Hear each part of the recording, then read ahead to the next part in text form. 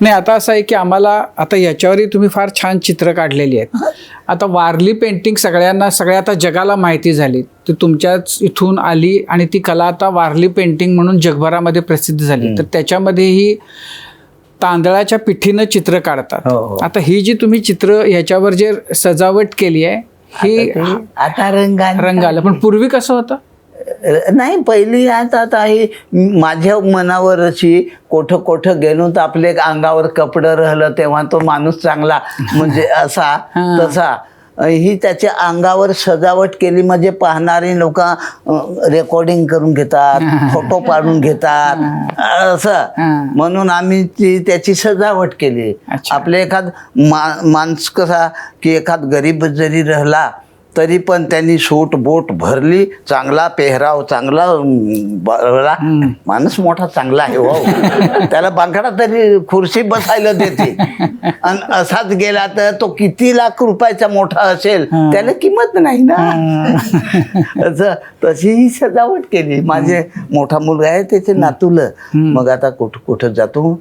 भारत सरकारने मला 1 लाख रुपये दिलं, केंद्रीय सरकारने 3 लाख दिलं आणि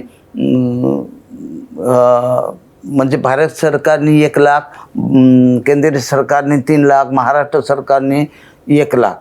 तेवढ्यात मला वाटलं की बाबा चांगली सजावट केली पाहिजे.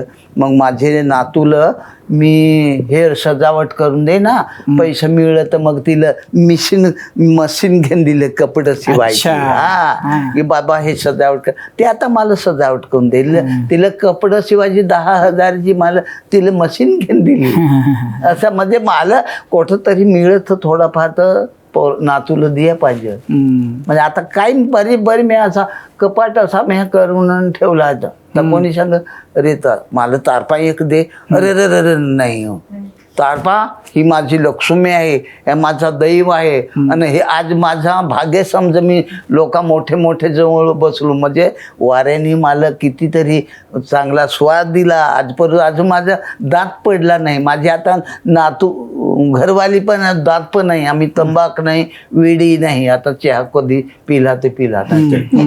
80 वर्षाची म्हातारी अजून 2 हांडे पाणी वाहते. आणि म्हातारी आज मी पहिल्यांदाच आणले. का आणले की खरोखर नर आणि मादी समान आहे, समानता दिसली पाहिजे. वाह.